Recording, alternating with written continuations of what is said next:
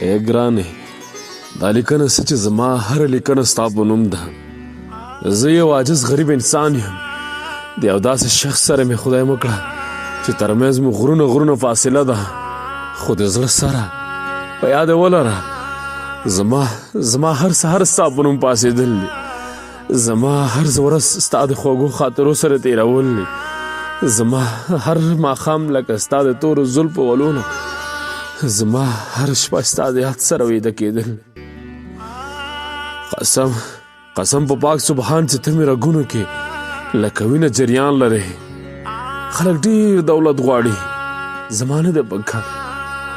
خلک شهرت غواړي، نه یې غواړم.